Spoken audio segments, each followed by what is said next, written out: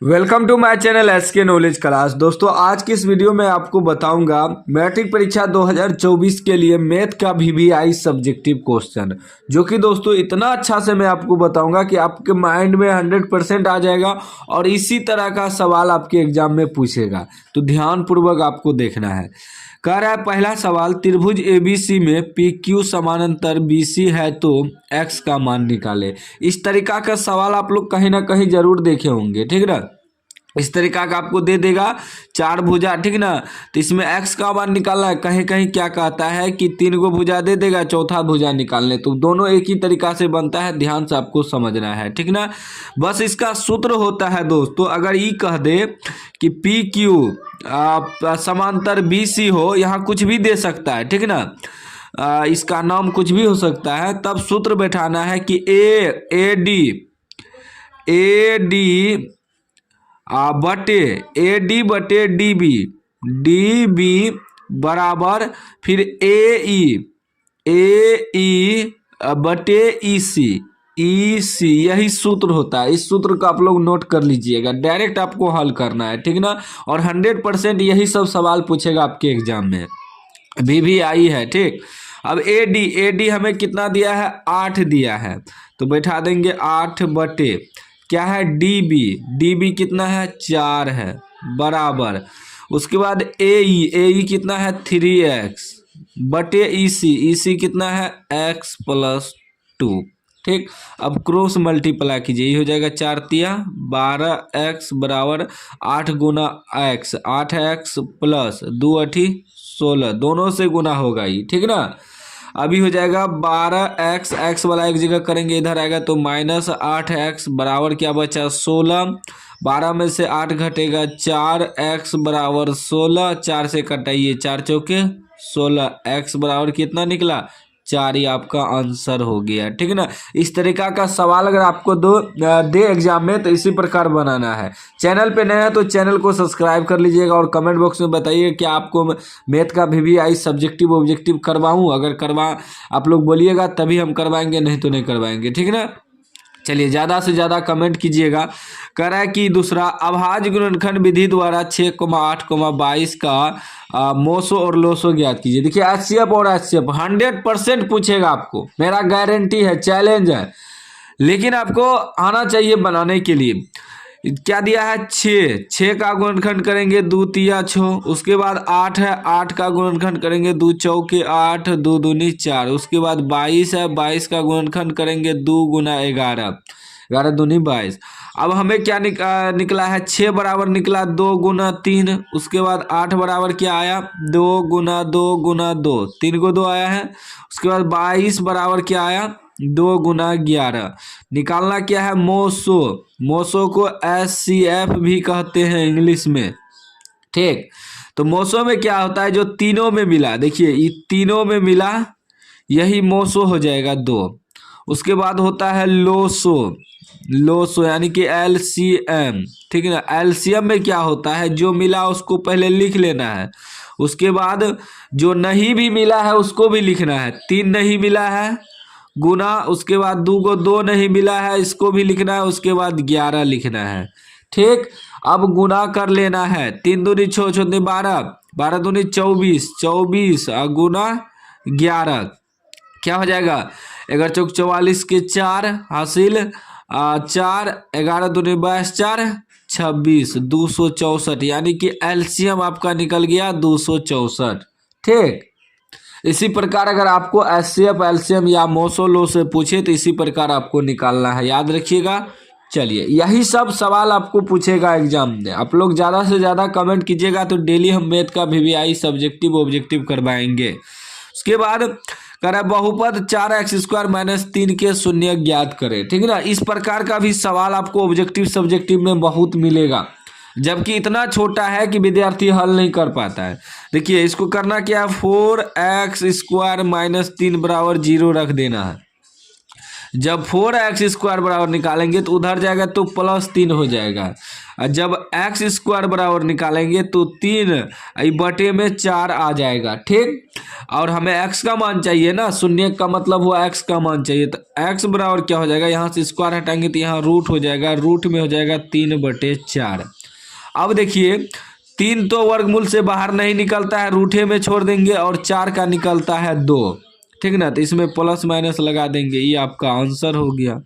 देखिए कितना short trick से हम आपको बता रहे हैं। उसके बाद आपका आ जाता है प्रतिस्थापन विधि। अब देखिए इस तरीका का आपको समीकरण दे देगा, कह देगा प्रतिस्थापन विधि से हल करें। तो समीकरण कुछ भी हो सकता है, लेकिन आपको प्रतिस्थापन विधि आना चाहिए। तो पहले चलेंगे, इसको समीकरण 1 मान लेंगे। क्या मान लेंगे, 7x - 15y बराबर 2, इसको मान लेंगे समीकरण 1। समीकरण 1। उसके बाद x + 2y बराबर 3 है, इसको मान लेंगे समीकरण 2। ठीक है, समीकरण आपका कुछ भी हो सकता है, लेकिन नियम मालूम होना चाहिए।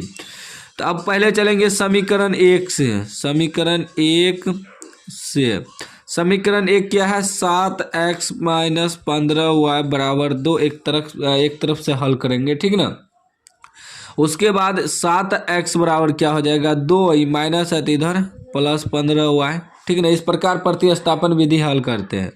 उसके बाद जब दोस्तों हम लोग x बराबर निकालेंगे तो हो जाएगा 2 + 15y बटे में 7 आ जाएगा। ठीक, अब यही x का मान समीकरण 2 में रखेंगे, क्योंकि एक को हल किए हैं। लिखेंगे x का मान समीकरण 2 में रखने पर समीकरण 2 आपका है x + 2y बराबर 3। x के जगह रखना है 2 + 15y बटे 7, x के जगह रख दिए, प्लस 2y बराबर 3। अब यहाँ क्या होगा, यहाँ आपको भिन्न का जोड़ करना होगा, नहीं कुछ तो 1 है तो 7 एलसीएम आ जाएगा, तो हो जाएगा 2 + 15y प्लस 7 दूनी 14y बराबर 3। अब ये देखिए क्या हो जाएगा, 2 + 15 और 14 कितना हो जाएगा, 29y, दोनों एक जात है तो जोड़ दिए बराबर 3। ये उधर जाएगा तो गुना में चले जाएगा, क्योंकि इधर भागा में है तो उधर गुना में। अब इसके नीचे जगह नहीं है तो हम यहाँ हल करेंगे। ठीक, यहाँ भी हल कर सकते, तो आप लोग इसके नीचे कीजिएगा, इसके नीचे आपको करना है। ठीक, तो अभी क्या हो जाएगा ये दोस्तों, 2 + 29y बराबर 7 या 21। इसको गुना करेंगे तो 29y बराबर क्या हो जाएगा, 21, प्लस है तो -2y, 29y बराबर आपका निकल जाएगा 19। ठीक ना, 19 आ गया। उसके बाद जब y बराबर निकालेंगे तो 19 बटे में ये 29 आ जाएगा, y का मान निकला। अब लिखेंगे अतः x बराबर हमें क्या आया है, 2 + 15y बटे 7, 2 + 15y बटे 7। ठीक ना, अब देखिए हो जाएगा 2 + 15y की जगह निकला है 19 बटे 29 बटे 7। ठीक ना, अब देखिए दोस्तों अभी क्या हो जाएगा, यहाँ देखिए ये हो जाएगा 2 + 15 गुना 19 करेंगे तो ये आपका आ जाएगा 285 बटे 29 और पूरे के बटे में है 7। ठीक ना, अब क्या होगा दोस्तों, अब यहाँ भिन्न का जोड़ करना होगा। तो यहाँ देखिए 29 एलसीएम आ जाएगा। ठीक ना, 29 एलसीएम होगा तो 29 दूना 58 प्लस 285 बटे इसके पूरे के साथ। अब 58 जोड़ 285 करेंगे तो आपका कितना हो जाएगा, 343 बटे 29 बटे 7। ठीक ना, इधर जगह नहीं, आप लोग नीचे लिखिएगा। उसके बाद देखिए दोस्तों यहाँ नहीं कुछ तो 7 के बटे में 1 है, तो हो जाएगा 343 बटे 29 गुना 1 बटे 7। 7 से कटाएंगे 49 बार में कटेगा, यानी कि 49 बटे 29 ही आपका x का मान निकल गया। ठीक ना, आप लोग नीचे हल कर लीजिएगा। ठीक ना, वीडियो को रोक के। ठीक, ये आपका कैलकुलेशन है, यह आप अपने से भी कर सकते हैं, कोई दिक्कत नहीं है। चलिए अगला प्रश्न देख लेते हैं। ठीक ना, अगला प्रश्न आपका क्या कर रहा है, अगला प्रश्न कह रहा है कि द्विघात समीकरण 2x² - 7x + 6 = 0 का विवेचक ज्ञात करें या विविक्तर ज्ञात कीजिए। देखिए विवेचक और विविक्तर दोनों एक ही चीज है, ठीक ना। यहाँ देखिए दोस्तों y का मान आपका निकल गया और यहाँ x का मान निकल गया, आप लोग आंसर लिख दीजिएगा, बस हो गया, ठीक ना। प्रतिस्थापन विधि ऐसे ही बनाते हैं। तो इसमें क्या कर रहा है, विविक्तर ज्ञात करने या विवेचक भी उसे कहते हैं, विवेचक। तो इसमें देखिए a बराबर क्या हो जाएगा, a बराबर x² का गुणांक जैसे 2 है, फिर b बराबर होता है x का गुणांक जैसे -7 है, फिर c बराबर होता है अचर पद 6। इसको लिख लीजिएगा, a बराबर x² का जो गुणांक है, b बराबर जो x का गुणांक है, माइनस लगा है तो माइनस लिखना है, और c बराबर अचर पद जो लास्ट में रहता है, अगर इसमें माइनस रहता है तो माइनस लिखना पड़ता है, प्लस नहीं लिखते हैं, ठीक ना। अब सूत्र होता है विवेचक यानी कि d बराबर, याद रखिएगा, b² - 4ac। बहुत आसान सवाल है। तो b के जगह क्या है -7, तो इसका स्क्वायर -4 गुना a की जगह 2 है, गुना c की जगह 6 है, ठीक। अब देखिए 7 का स्क्वायर क्या हो जाएगा 49, स्क्वायर का मतलब 7 गुना 7, लेकिन दोनों माइनस है तो माइनस प्लस 49 हो जाएगा, ठीक, माइनस है ना। तो -4 दूनी 8, 8 छाके 48, 49 में से 48 घटाएंगे 1, यही आपका आंसर हो गया, यही आपका विविक्तर हो गया, यही आपका विवेचक हो गया। अगला प्रश्न देख लेते हैं। अगला प्रश्न कह रहा है कि समांतर श्रेणी 1, 4, 7, 10 ... के 18वें पद का मान ज्ञात करें। देखिए 18वें पद का मान यानी कि हमें tn या an ज्ञात करना है। तो a बराबर इसमें क्या हो जाएगा, a प्रथम पद जिसे कहते हैं तो 1 हो जाएगा। उसके बाद सार्वंतर यानी कि d क्या निकलेगा, दूसरा पद में से पहला पद घटाएंगे, 4 में से 1 घटाएंगे तो 3 निकलेगा।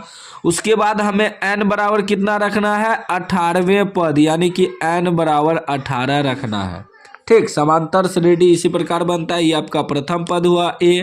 उसके बाद सार्वंतर कैसे निकालते हैं, दूसरा पद में से पहला पद घटा देते हैं, सार्वंतर निकल जाता है। जो पद आपको कह रहा है निकालने उसे n बराबर मानते हैं। उसके बाद an या tn बराबर सूत्र होता है a + n - 1 × d। अब देखिए a आपका कितना है 1 + n कितना है, n की जगह 18 है, -1 × d की जगह आपका 3 निकला है, बैठा दिए सूत्र पे। अब देखिए क्या हो जाएगा, 1 + 18 में से 1 घटेगा 17 गुना d, ये इंटू में d है, इसका मतलब गुना में d है, ठीक। अभी हो जाएगा 1 + 17 = 51, 51 1 52, ये आपका आंसर हो गया। तो मैंने आपको इतना सब्जेक्टिव करवा दिए हैं दोस्तों, वीडियो ने तो बहुत ज़्यादा लंबा हो जाएगा। आप लोग कमेंट कीजिएगा ज़्यादा से ज़्यादा मैथ का ऑब्जेक्टिव और सब्जेक्टिव अगर आपको करना है VVI तो आप लोग कमेंट कीजिएगा ज़्यादा से ज़्यादा। इस वीडियो को ज़्यादा से ज़्यादा शेयर कीजिए, चैनल को सब्सक्राइब कर लीजिए और घंटी को दबा कर ऑल कर लीजिए।